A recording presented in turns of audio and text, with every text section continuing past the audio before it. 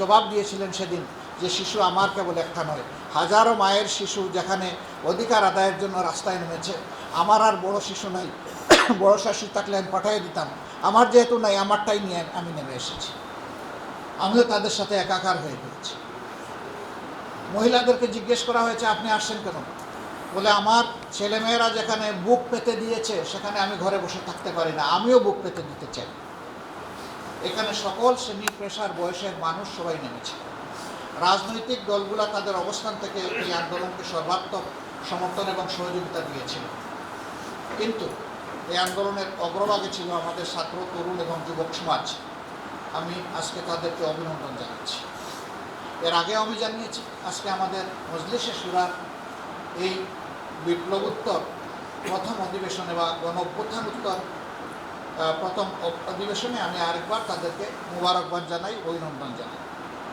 তারা জাতিকে স্বস্তির নিঃশ্বাস এনে দিয়েছে।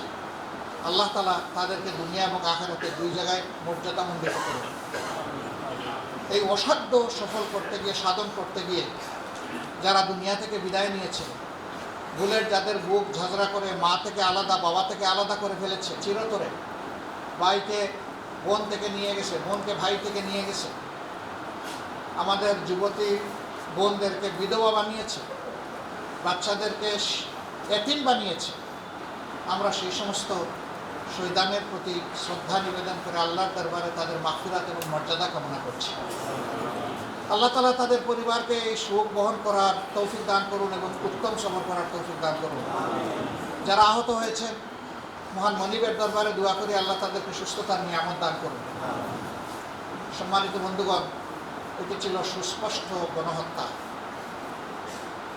যাদের মাথায় উঠে যে কোনো মূল্যে গদি আমার টিকিয়ে রাখতে হবে, মানুষ যা মারা যাক কোনো অসুবিধা নেই। এই জন্য আপনারা সাক্ষী, শুধু স্থলমার্গেই এই গুলি চালানো হয়নি, আকাশ থেকেও গুলি চালিয়ে মানুষকে হত্যা করা হয়েছে। এগুলো ছিল দুঃখজনক। এই দৃশ্য একটা স্বাধীন দেশের নাগরিক দেখতে হবে, এর জন্য আমরা মানসিকভাবে প্রস্তুত ছিলাম না। আবার বিভিন্ন সময় ইন্টারনেট সেবা টোটালি বন্ধ করে দিয়ে সেখানে যাদেরকে হত্যা করা হয়েছে তাদের লাশ গুম করা হয়েছে। সর্বশেষ আপনারা দেখেছেন আশুলিয়ার ঘটনা, সেখানে ট্রাকের উপরে লাশের স্তূপ, তারপরে ধরিয়ে দেওয়া হয়েছে আগুন। আমরা কোন সভ্যতায় বসবাস করছি? এই সমস্ত গণহত্যা যারাই সংগঠিত করেছে তাদেরকে অবশ্যই আমরা সরকারের কাছে দাবি জানাবো, অবশ্যই তাদেরকে বিচারের এবং আইনের আওতায় আনতেই হবে। এই গণহত্যা ক্ষমা করার কারো অধিকার নেই। দল হিসাবে 15.5 বছর আমাদের সাথে যে বৈরিতা করা হয়েছে, আমাদের নিবন্ধন কেড়ে নেওয়া হয়েছে, অফিসগুলোতে তালা ঝুলানো হয়েছে, আমাদেরকে স্বস্তির সাথে চলতে দেওয়া হয়নি, দফায় দফায় আমাদেরকে নির্যাতন করা হয়েছে বিভিন্নভাবে, শেষ পর্যন্ত আমাদেরকে শেষ মুহূর্তে দিশাহারা সরকার নিষিদ্ধ ঘোষণা করে তারপরে তাদের কলিজা ঠান্ডা করেছে। আমরা বলেছি যে আমরা প্রতিশোধ নেব না। প্রতিশোধ না নেওয়ার মানে হচ্ছে আমরা আইন হাতে তুলে নেব না, কিন্তু সুনির্দিষ্ট অপরাধ যিনি করেছেন তার বিরুদ্ধে মামলাও হবে এবং তাকে সে মামলায় শাস্তিও পেতে হবে। গণহত্যার বিচার করতে হবে, আবার 15.5 বছর ধরে যে সমস্ত অপরাধ করা হয়েছে সেইটারও বিচার করতে হবে। তখন সরকারের প্রধান নির্বাহী থেকে শুরু করে সকলেই তারা বলতেন, এবং এটি আইনের কথা, যে আইন সকলের জন্য সমান, কেউ আইনকে ফাঁকি দিতে পারবেন না। আমরা সেই সমান আইনের প্রয়োগটা এখন দেখতে চাই। তবে এটা ঠিক, এই আইনের আশ্রয় নেওয়ার নামে একজন নিরপরাধ মানুষের যাতে হ্যারাসমেন্টের শিকার না হয় সেটাও আমাদেরকে খেয়াল রাখতে হবে।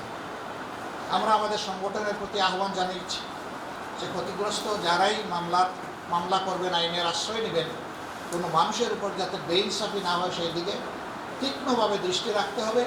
বারবার চেক করে দেখতে হবে যে কোনো নিরপরাধী মানুষের নাম আমাদের অভিযোগপত্রে আছে কি না। যদি থাকে তা অবশ্যই বাদ দিতে হবে, তাকে রাখা যাবে। সম্মানিত ভাইরা, এ দেশটা আমাদের সবার। এবারকার এই আন্দোলন শুধু পুরুষের নয়, নারী পুরুষের সবার, শুধু ছাত্রদের নয়, আপামর জনতার। সে আন্দোলনে রাজনৈতিক দল যেমন সম্পৃক্ত হয়েছিল, সিভিল সোসাইটিও সম্পৃক্ত হয়েছে, শিল্পী সমাজ সম্পৃক্ত হয়েছে, শিক্ষকরা নেমে এসেছেন, একেবারে কেজি স্কুল থেকে শুরু করে বিশ্ববিদ্যালয় পর্যন্ত রাস্তায় নেমে এসেছেন। গৃহিণী যাদেরকে বলা হয়, ঘরের আমাদের মা বোনেরা কেউ বাকি ছিলেন না। ঠিক সমান তালে দেশবাসীর সাথে এই আন্দোলনে প্রবাসী যারা বাংলাদেশিরা ছিলেন তারা অংশগ্রহণ করেছে। তারা অংশগ্রহণ করতে গিয়ে নিগ্রহের শিকারে পরিণত হয়েছে। একটা দেশে 57 জনকে গ্রেফতার করে তাদেরকে আজীবন যাবজ্জীবন শাস্তি দেওয়া হয়েছে। আমরা এই সরকারের কাছে দাবি জানিয়েছিলাম অগ্রাধিকার ভিত্তিতে তাদেরকে ছাড়িয়ে আনতে হবে। আলহামদুলিল্লাহ, আমরা এই সরকারকে ধন্যবাদ জানাই, তারা উদ্যোগ নিয়েছে। আমরা ধন্যবাদ জানাই ওই দেশের যিনি সরকার তাকেও, তারাও তাদেরকে মুক্ত করে দিয়েছেন, মাফ করে। সরকারের কাছে দাবি হচ্ছে এদেরকে এখন মর্যাদাপূর্ণভাবে পুনর্বাসন করতে হবে। শুধু তাই নয়, যারা মিডিয়ায় সমানতালে 15.5 বছর স্বৈরাচারী শাসন ব্যবস্থার বিরুদ্ধে কথা বলেছেন, জনমত সংগঠিত করেছেন, তাদেরকে প্রবাসেও হ্যারাস করার চেষ্টা করা হয়েছে, তাদের স্বজনদেরকে দেশের বুকে হ্যারাস করার চেষ্টা করা হয়েছে। আপনারা একজনের কথা অন্তত স্মরণ থাকার কথা, আপনাদেরই সম্প্রদায়ের কনক সরওয়ার, তার বোন রাখার সাথে কি আচরণ করা হয়েছে এটার সাক্ষী আপনারা। ভাইয়ের অপরাধের জন্য অপরাধী যদি হয়ে থাকে, আমরা এটাকে অপরাধ অবশ্যই মনে করি না, কেন বোনকে শাস্তি পেতে হবে? বাবাকে অ্যারেস্ট করতে এসেছে, পায় নাই, ছেলেকে নিয়ে গেছে, ছেলেকে অ্যারেস্ট করতে এসেছে, পায় নাই, বাবাকে নিয়ে গেছে, মাকে নিয়ে গেছে, বোনকে নিয়ে গেছে। কোন অসভ্য জগতে আমরা ছিলাম? সাংবাদিক বন্ধুগণ, আজকে সময় এসেছে বিভক্ত জাতিকে ঐক্যবদ্ধ করা। অন্যায় অসত্যের বিরুদ্ধে যেমন আমরা সোচ্চার থাকব, ঠিক জাতির এই কাঙ্ক্ষিত পরিবর্তনকে কেউ যাতে ব্যর্থ করে না দিতে পারে, এই জন্য সকলে মিলে আমরা পাহারাদারি করি। এটা একার রাজনৈতিক দলের কাজ নয়, এটা আপামর জনগণের।